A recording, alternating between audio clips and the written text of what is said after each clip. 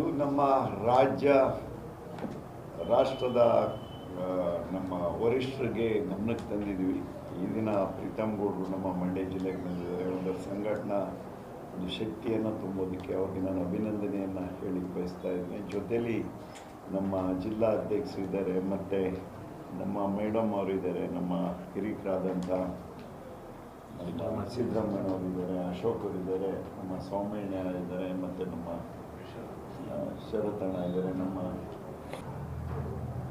ನಾವು ಇವಾಗ ಸದ್ಯಕ್ಕೆ ಗೊಂದಲ ಮಾಡಬಾರ್ದು ಅಂಥೇಳಿ, ಏಕೆಂದರೆ MP ಚುನಾವಣೆಯಲ್ಲಿ ನಮಗೆ ವರಿಷ್ಠರು ಆ ಮೀಟಿಂಗ್ನಲ್ಲಿ ನಮ್ಮ ಪ್ರೀತಮ್ ಗೌಡ್ರು ಇದ್ದರು, ವರಿಷ್ಠರು ನಮ್ಮನ್ನು ಮನವಿಯನ್ನು ಮಾಡಿದ್ರು. ಯಾವುದೇ ಥರದ ಕಿತಾಪತಿ ಬೇಡ, ಪ್ರಧಾನಮಂತ್ರಿ ನಮ್ಮ ನರೇಂದ್ರ ಮೋದಿಯವರೇ ಆಗಬೇಕು.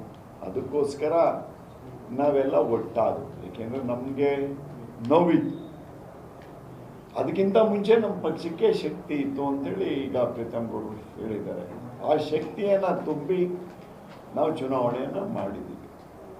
ಅವ್ರು ಸ್ಪಂದಿಸ್ತಾ ಇಲ್ಲ ಅಂತೇಳಿ ಪ್ರತಿಯೊಬ್ಬರು ನಮ್ಮ ಸಿಂಗಲ್ ಒಂದು ಚಿಕ್ಕ ಚಿಕ್ಕ ಕಾರ್ಯಕರ್ತರು ಸಹ ನಮ್ಮಗಳಿಗೆ ಕಾಟವನ್ನೇ ಕೊಡ್ತಾ ಇದ್ದಾರೆ. ಈಗ ಬೇರೆ ಯಾವುದೇ ಒಂದು ಸೆಂಟ್ರಲ್ನಿಂದ ಯೋಜನೆ ಬಂತು, MP ಅವ್ರ ಯೋಜನೆ ಬಂತು, ಒಂದು ನಯಾ ಪೈಸದ ಸಹಾಯ ನಮಗೆ ಸಿಗ್ತಾ ಇಲ್ಲ ಅಂತೇಳಿ ಪ್ರೀತಮ್ ಗೌಡ್ರು ಗಮನಕ್ಕೆ ತಂದರು. ನಮ್ಮ ಗಮನಕ್ಕೆ ಡೈಲಿ ತರ್ತಾ ಇದ್ದಾರೆ.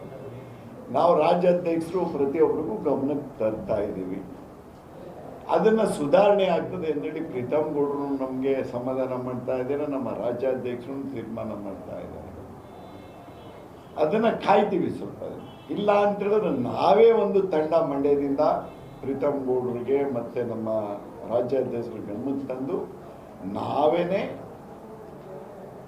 ಸೆಂಟ್ರಲ್ಗೆ ಹೋಗುವಂಥ ಕೆಲಸಗಳನ್ನು ಮಾಡ್ತೀವಿ. ನಮಗೇನು ಪರಿಚಯ ಇಲ್ಲ ಅಂತ ಇಲ್ಲ, ನಮಗೆ ಹೋಮ್ ಮಿನಿಸ್ಟರ್ನು ಪರಿಚಯ ಇದ್ದಾರೆ, ಮತ್ತು ರಾಷ್ಟ್ರಾಧ್ಯಕ್ಷರು ಪರಿಚಯ ಇದ್ದಾರೆ. ನಾವು ಯಾಕೆಂದ್ರೆ ನಮ್ಮ ಕರ್ನಾಟಕದಲ್ಲಿ ರಾಜ್ಯಾಧ್ಯಕ್ಷರಾಗ್ಬೋದು, ನಮ್ಮ ಇವ್ರ ಪ್ರಧಾನ ಕಾರ್ಯದರ್ಶಿಗಳು ಇರ್ಬೋದು, ಇವ್ರಿಗೆ ನೋವನ್ನ ತರಬಾರ್ದು ಅಂತೇಳಿ ಕಾಯ್ತಾ ಇದ್ದೀವಿ. ಶೀಘ್ರದಲ್ಲಿ ಇದಾಗುತ್ತೆ ಅಂತ ನಾನು ಹೇಳಿಕ್ಕೆ ಬಯಸ್ತಾ ಇದ್ದೀನಿ. ಕಾಟ ಅಂದ್ರೆ JDS ಕಾರ್ಯಕರ್ತರು. ನಮ್ಗೇನಂತ ಕಾಟ ಕೊಡೋ ಅಷ್ಟೊಂದು ದೊಡ್ಡದಾಗಿ ಬೆಳೆದಿಲ್ಲ ಅವರು. ಆದರೆ ನಮ್ಮ ಕಾರ್ಯಕರ್ತರು ಕಾಟ ಕೊಡ್ತಾ ಇರುವಂಥದ್ದನ್ನು ಅದನ್ನು ಶೀಘ್ರದಲ್ಲೇ ನಿಲ್ಲಿಸಬೇಕು ಅಂತೇಳಿ ಪ್ರೀತಮ್ ಗೌಡ್ರಿಗೂ ನಾವು ಗಮನಕ್ಕೆ ತರ್ತಾ ಇದ್ದೀವಿ. ರಾಜ್ಯಾಧ್ಯಕ್ಷರಿಗೆ ಪ್ರೀತಮ್ ಗೌಡ್ರನ್ನ ಮೂಲಕ ಈಗ ಹೋಗಬೇಕು. ಯಾಕೆ ಅಂತ ಹೇಳಿದ್ರೆ ನಾವು ಇವತ್ತಿನ ದಿನ ಇಡೀ ದೇಶದಲ್ಲಿ ನಮ್ಮ BJP ಶಕ್ತಿಶಾಲಿಯಾಗಿ ಮೋದಿಯವರು ಒಳ್ಳೆ ಕೆಲಸಗಳನ್ನು ಮಾಡ್ತಾ ಇದ್ದಾರೆ. ನಾವು ಒಳ್ಳೆ ಇಶ್ಯೂದೆಲ್ಲ ಹೆಸರು ಬರ್ತಾ ಇದೆ. ಅದಕ್ಕಾಗಿ ನಾವು ಗೊಂದಲವನ್ನು ಯಾವುದೇ ಕಾರಣಕ್ಕೆ ಕೂಡಬಾರ್ದು. ನಮ್ಮ ರಾಜ್ಯ ಅಧ್ಯಕ್ಷರಿಗೂ ಧಕ್ಕೆಯನ್ನು ತರಬಾರ್ದು, ನಮ್ಮ ಕಾರ್ಯದರ್ಶಿಗಳಿಗೂ ಧಕ್ಕೆಯನ್ನು ತರಬಾರ್ದು ಅಂತೇಳಿ ಕಾಯ್ತಾ ಇದ್ದೀವಿ.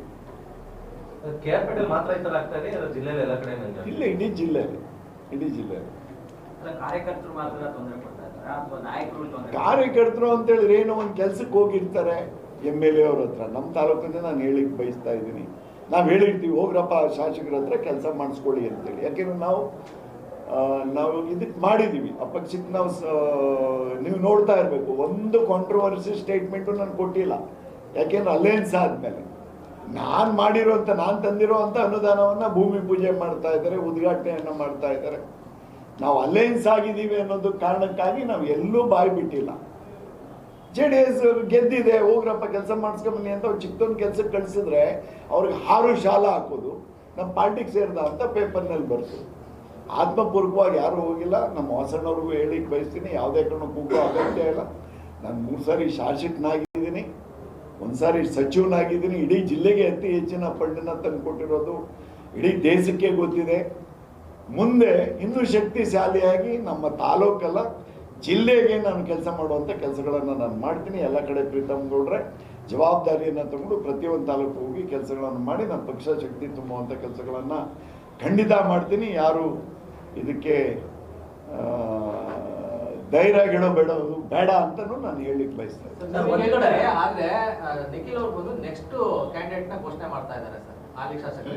ನಮ್ಮ ಪ್ರೀತಮ್ ಗೌಡ್ರು ಹೇಳಿದ್ರಲ್ಲ ಸರ್, ನಿಖಿಲ್ಗೂ ಅಧಿಕಾರ ಕೊಟ್ಟಿಲ್ಲ, ಸ್ಥಳೀಯ ಮಟ್ಟದಲ್ಲಿ ಯಾರಿಗೂ ಅಧಿಕಾರ ಕೊಟ್ಟಿಲ್ಲ. ನಿಖಿಲ್ ಅವರು ಈ ಮಾತನ್ನ ನಿಲ್ಲಿಸಬೇಕು ಅಂತಲೂ ನಾನು ಹೇಳಿಕ್ಕೆ ಬಯಸ್ತಾ ಇದ್ದೀನಿ.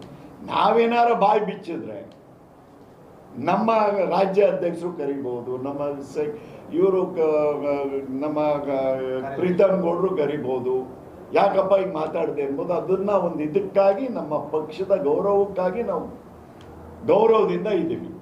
ಇಲ್ಲ ಅಂತ ಹೇಳಿದ್ರೆ ಬೇರೆ ಥರ ಬ್ಲಾಸ್ಟ್ ಆಗುತ್ತೆ. ನಿಖಿಲ್ ಕುಮಾರಸ್ವಾಮಿ ಅವರು ನಾಳೆ ದಿನ ಸೋತಿದ್ದಾರೆ 3 ಸಾರಿ.